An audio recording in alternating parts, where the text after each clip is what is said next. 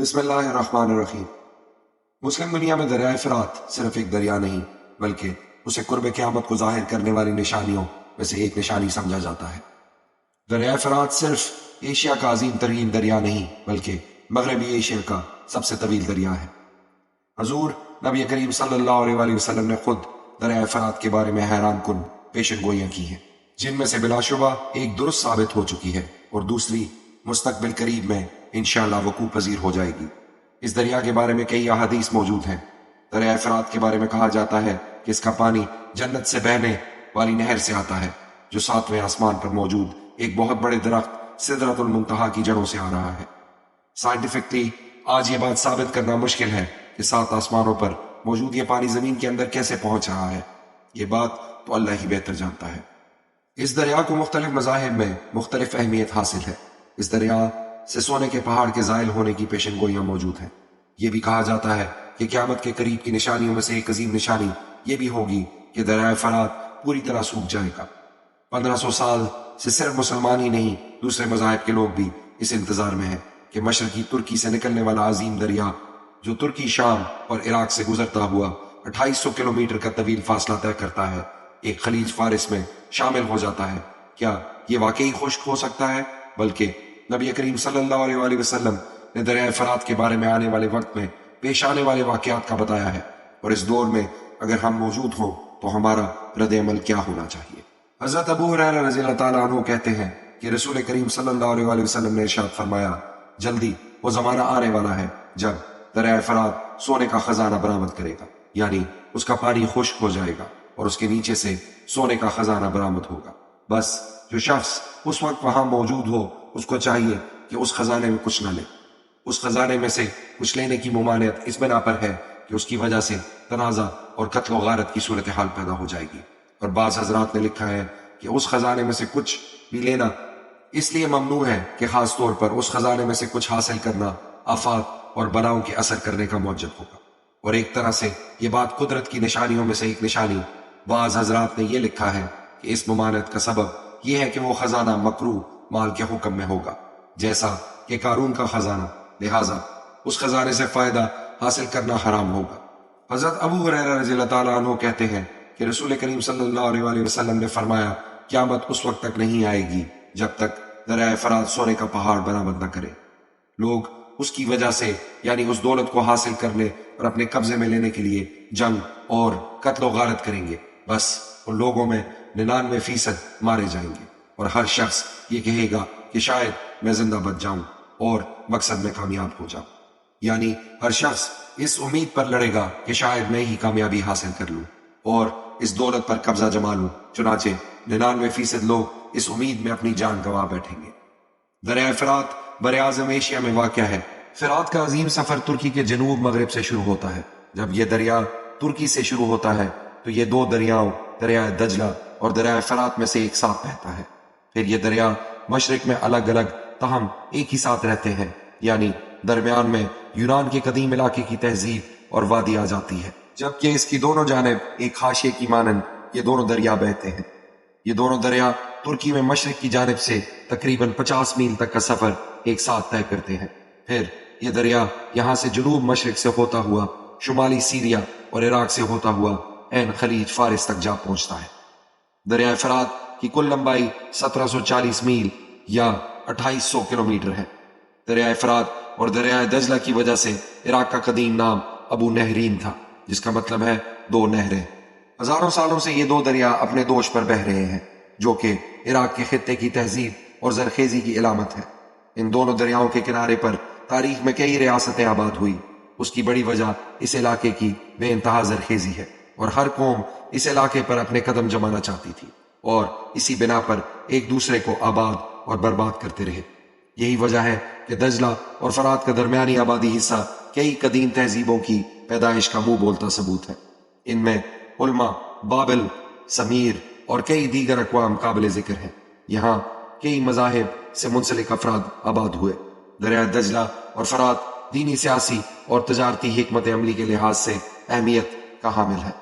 ان کے اطراف کا علاقہ اناتولیا کے لیے ہی نہیں بلکہ عالمی تاریخ کا رخ تبدیل کرنے کا سبب بنا۔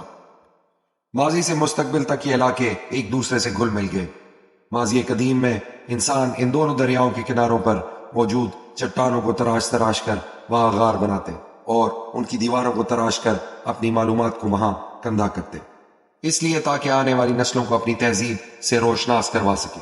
یہ علاقہ ہزاروں سالوں سے زراعت اور تجارت کا مرکز رہا ہے، لیکن اس دریا پر کسی قسم کا پل تعمیر نہیں کروایا گیا۔ اس دریا کے بارے میں خیال ہے کہ یہ اس علاقے کو 3000 سال سے سیراب کر رہا ہے۔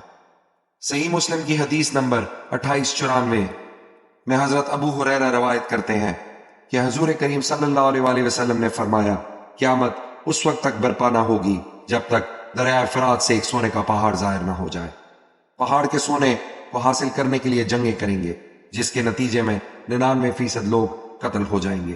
ان میں سے ہر ایک شخص کی یہی توقع ہوگی کہ شاید وہ زندہ بچ جائے۔ ایک اور روایت میں آتا ہے، اگر کوئی شخص اس موقع پر موجود ہوا تو اسے چاہیے کہ وہ اس میں سے کچھ نہ لے۔ یہ حدیث شریف مسلم اور بخاری دونوں میں موجود ہے۔ ان حدیث کی وضاحت کے مطابق یہ دریا اپنا رخ بدلے گا، پانی کی سطح کم ہو جائے گی۔ اس میں سونے کا پہاڑ ہے جو پانی کی وجہ سے ہمیشہ لوگوں کی نظروں سے اوجھل رہا ہے۔ اس دریا کے ایک حصے کو شط العرب کہا جاتا ہے کیونکہ یہ شط العرب علاقے سے شروع ہوتا ہے۔ یہ دریا قدیم ترین تہذیب میں صوبہ تہیہ کو بھی سیراب کرتا تھا۔ اس کا ذکر قرآن کریم میں موجود ہے۔ ابھی تک اس دریا میں سونے کی موجودگی کے بارے میں کوئی نہیں جانتا کہ سونا کہاں دفن ہے، لیکن ایک وقت آئے گا جب یہ دریا اس سونے کو ظاہر کر دے گا۔ حضور کریم صلی اللہ علیہ وآلہ وسلم نے فرمایا، لوگ اس سونے کو لینے کے لیے اس پر جھپٹیں گے اور ہر کوئی یہ چاہے گا کہ یہ سونا مجھے مل جائے، اور اسی چینا جھپٹی میں اس قدر قتل و غارت ہوگی کہ 100 آدمیوں میں سے صرف ایک بندہ زندہ بچے گا، یعنی 99% کی موت ہو جائے گی۔ تو حضرت محمد صلی اللہ علیہ وآلہ وسلم نے امت مسلمہ کو مخاطب کرتے ہوئے فرمایا، تم میں سے کوئی وہاں موجود ہو تو وہ اس میں سے کوئی چیز لینے کی کوشش نہ کرے، کیونکہ یہ اللہ تعالیٰ کی طرف سے فتنہ عذاب ہوگا۔ یہ چیز بلا شبہ تکمیل پائے گی، لیکن ابھی تک یہ بہت زیادہ ظاہر نہیں ہوا۔ لیکن آپ صلی اللہ علیہ وآلہ وسلم نے بعض نشانیاں ایسی بیان فرمائی ہیں جو پوری ہو چکی ہیں۔ حدیث شریف میں آیا ہے کہ ایک ایسی آگ ظاہر ہوگی کہ اس سے اہل حجاز کے اونٹوں کی گردنیں روشن ہو جائیں گی۔ 7ویں صدی ہجری میں یہ آگ لگ چکی ہے۔ کہا جاتا ہے کہ یہ آگ اتنی بلند تھی کہ عرب کے اونٹ اس رات کے اندھیرے میں روشن ہو چکے تھے، جبکہ یہ آگ عراق یا کوفہ سے متعلق علاقوں میں لگی تھی۔ لہٰذا محدثین کا کہنا ہے، یہی اتفاق ہے کہ اس 7ویں صدی میں یہ پیشن گوئیاں مکمل ہو چکی ہیں۔ بعض نشانیاں جو آپ صلی اللہ علیہ وآلہ وسلم نے بیان فرمائی ہیں وہ پوری ہو چکی ہیں، اور بعض کا مکمل ہونا ابھی باقی ہے۔ دریائے فرات کی اہمیت یہ بھی ہے کہ نبی کریم صلی اللہ علیہ وآلہ وسلم کے نواسے حضرت امام حسین علیہ السلام اور ان کے اہل خانہ اور دوستوں کو یہاں شہید کیا گیا۔ یہ وہ دریا ہے جس کے قریب ان کو 10 دن تک پیاسا رکھا گیا۔ ان پر یزید نے فوج مسلط کی، ان پر دریائے فرات کا پانی بند کر دیا گیا۔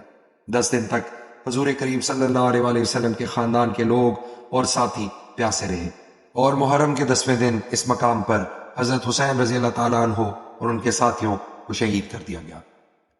اس دریا کی ایک اور بڑی اہمیت یہ ہے کہ آپ صلی اللہ علیہ وآلہ وسلم کو معراج میں آسمانوں کا سفر کروایا گیا، تو آپ صلی اللہ علیہ وآلہ وسلم نے واپسی پر تمام صحابہ کرام کو بتایا کہ میں نے آسمان پر 2 نہریں دیکھی ہیں، ایک دریائے فرات اور دوسرا دریائے نیل۔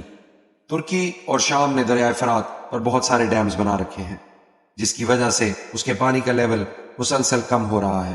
اس پر پہلا ڈیم 1970 کے اندر بنایا گیا تھا، اور پھر 15 اپریل 2014 کو ترکی نے اس دریا کا بہاؤ مکمل طور پر بند کر دیا، جس کی وجہ سے ترکی اور شام کے بارڈر پر یہ کافی حد تک خشک ہو گیا، اور پھر قدیم شہر بابل دریافت ہوا۔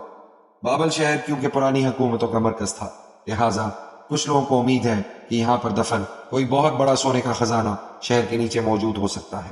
اس کے علاوہ اس کے آس پاس بہت چھوٹی چھوٹی ایسی چٹانیں موجود ہیں جن کے اندر سونے کی کافی مقدار ہے، جو کہ یہاں کے لوکل لوگ تھوڑی تھوڑی مقدار میں نکالا کرتے تھے۔ لیکن جب یہ شہر زلزلے کے بعد تباہ ہوا تو یہ چٹانیں دریا کے نیچے دفن ہو گئی۔ اس لیے آج بھی دریائے فرات کے نیچے موجود ان چٹانوں سے بہت معمولی مقدار کے اندر سونا نکالا جاتا ہے، جسے بنیاد بنا کر اس پیشن گوئی کو سچ بتایا جا رہا ہے۔ لیکن ایسا نہیں ہے، اور اب تک کہیں سے بھی دریا پر خزانے کے ملنے کی تصدیق نہیں ہو سکی، اور ایسا اس لیے بھی ہے کیونکہ حدیث مبارکہ کے الفاظ کے مطابق پہلے اس دریا کو مکمل طور پر خشک ہونا تھا، جبکہ آج بھی اس کے اندر کچھ پانی ابھی باقی ہے۔ سو ممکن ہے کہ مکمل خشک ہونے کے بعد ہمیں واقعی کوئی ایسا سونے کا پہاڑ دیکھنے کو ملے، یا پھر ایسا خزانہ دنیا کے سامنے آئے جو حدیث مبارکہ کے الفاظ کے بالکل مطابق ہو۔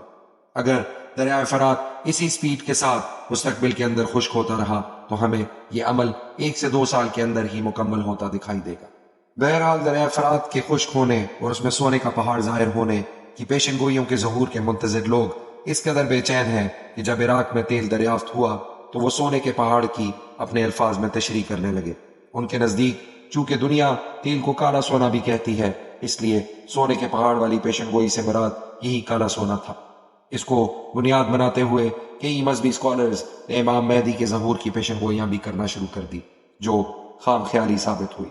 ابھی کئی اسلامی اسکالرز کا خیال ہے کہ 2024 میں رمضان المبارک میں دریائے فرات خشک ہوتا ہوا نظر آئے گا۔ ہماری دعا ہے کہ اللہ تعالیٰ سب کو اپنے حفظ و امان میں رکھے اور نبی کریم صلی اللہ علیہ وآلہ وسلم کے احکامات پر ہمیں عمل پیرا ہونے والا بنائے۔ آمین یا رب العالمین۔